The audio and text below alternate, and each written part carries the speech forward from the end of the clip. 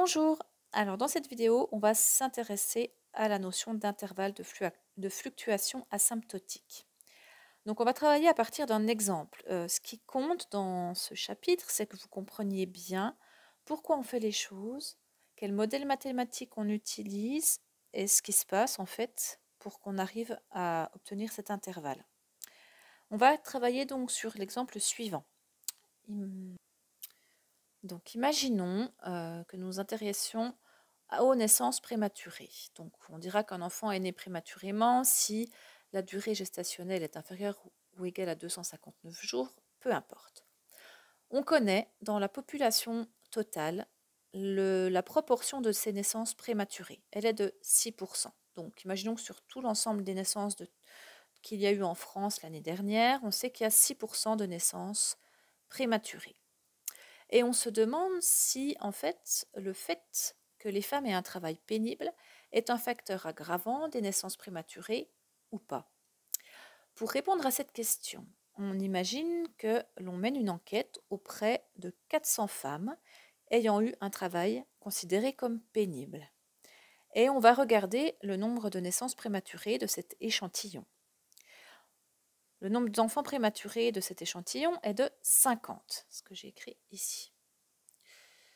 Et on va essayer de se demander si ce nombre de naissances prématurées de 50 est anormalement élevé par rapport à l'ensemble des naissances prématurées de la population ou pas. Alors, je vais résumer ça comme ça. P, c'est la proportion donc, de naissances prématurées dans l'ensemble de la population.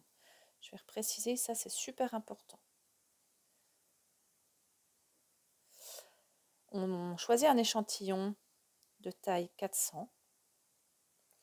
Et on remarque qu'il y a 50 naissances prématurées dans cet échantillon, donc on va pouvoir calculer la fréquence de naissances prématurées de l'échantillon. Il sera donc de 50 sur 400, autrement dit de 12,5%. Cette fréquence de 12,5% est très élevée par rapport à notre proportion de 6% de l'ensemble de la population. L'idée, c'est que peut-être que notre 12,5% peut être anormalement élevé juste du fait du choix de l'échantillon. C'est-à-dire que ça peut être juste le hasard qui a de l'influence. On n'a éventuellement pas de chance sur nos choix des 400 personnes, enfin imaginons, et on tombe par hasard sur un nombre de naissances prématurées qui est élevé, mais juste du fait du hasard. Donc l'objectif en fait de tout ce qu'on va faire dans cette partie-là, c'est d'essayer de mesurer, en tout cas de se faire une idée, pour répondre à la question suivante. Dans quelle mesure le hasard seul peut expliquer le fait que notre fréquence est de 12,5%, c'est-à-dire anormalement élevée par rapport à la proportion réelle de l'ensemble de la population. Alors, pour pouvoir se faire une idée de ces effets du hasard, on va modéliser avec un modèle mathématique ce qui se passe. Alors, on va imaginer qu'on choisit un échantillon vraiment au hasard dans notre population. Donc notre population, on sait qu'elle a une proportion de naissances prématurées de 6%. Ça, c'est un fait. On va donc imaginer que l'on choisit une personne au hasard parmi donc, les femmes ayant eu un enfant, et puis on va regarder si la naissance est prématurée ou pas. Et donc, soit la naissance est prématurée, soit la naissance n'est pas prématurée. Alors vous voyez que choisir une personne au hasard dans la population et regarder si la naissance est prématurée ou pas, c'est une épreuve de Bernoulli. Mon succès, ce sera la naissance est prématurée et mon échec, la naissance n'est pas prématurée. La probabilité du succès est donc de 6%. Et donc pour avoir un échantillon de taille 400, on va renouveler cette expérience 400 fois de façon indépendante. Si, donc on a nos 400 répétitions, si x est la variable aléatoire qui compte le nombre de naissances prématurées de notre échantillon, Eh bien, on sait que x suivra la loi binomiale de paramètres 400 et 6%. Pas de problème. Alors, pour voir un petit peu quels sont les effets du hasard sur le choix de cet échantillon, ce que je vous propose, c'est qu'on fasse une simulation avec le logiciel Excel. Pour faire les choses très simplement, donc j'ai décidé d'utiliser aléa entre bornes 1 et 100. Donc je demande à Excel de me donner un nombre entre 1 et 100, un entier au hasard. Et puis, vu que la proportion de naissance prématurée elle est de 6% dans la population, je considère que la naissance est prématurée si j'obtiens un entier entre 1 et 6. Et puis si j'obtiens un entier entre 7 et 100, eh bien elle n'est pas prématurée. Je génère comme ça 400 choix, comme si j'avais des personnes que je choisis au hasard, hein, donc 400 simulations.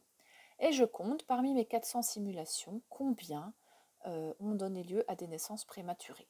Donc là, on a juste les effets du hasard qui vont intervenir. Et pas de facteur aggravant. Donc juste la proportion de 6%, qu'est-ce que ça donne quand je fais mon choix d'échantillon? Alors, vous voyez que là, sur cet échantillon, j'ai obtenu 31 naissances prématurées, ce qui me fait une fréquence de 31 sur 400, donc 7,75. Si j'appuie sur F9, je réobtiens une nouvelle simulation. Pardon. Voilà, donc là j'ai 6%, moins, 4,75, etc. Vous voyez que chaque fois que j'appuie sur F9, je refais mon choix d'échantillon de 400 personnes et j'ai une fluctuation. Ça fluctue et c'est juste dû ici au hasard, au choix de mon échantillon. Alors, pour que ce soit un petit peu plus visuel, je vais vous représenter les choses graphiquement. Voilà. Et au lieu de faire une seule simulation, ben en fait, je vais en faire plein à la fois. Donc, dans mon tableau, là, j'ai fait la même chose, mais dans chaque colonne, j'ai un échantillon de 400 personnes et j'ai ici la fréquence que j'obtiens sur mon échantillon numéro 1, la fréquence de naissance prématurée de mon échantillon. Donc ici, je rappelle qu'il y a juste le hasard qui intervient. Donc premier échantillon de 400, deuxième échantillon de 400, ma fréquence apparaît ici, etc. etc. Donc en fait, j'ai réalisé 200 échantillons de 400 personnes et j'obtiens la fréquence de naissance prématurée dans mes échantillons juste du fait du hasard. Et ce qui est intéressant, donc, c'est de regarder ce qui se passe avec un graphique. Alors, du coup, tous mes points correspondent à tous mes échantillons. Donc, j'ai 200 échantillons qui sont tous représentés par un point bleu. Et donc, la fréquence apparaît sur ce graphique. Vous voyez que les fréquences, elles oscillent autour de 6%. Et si j'appuie sur F9, je refais mes 200 échantillons.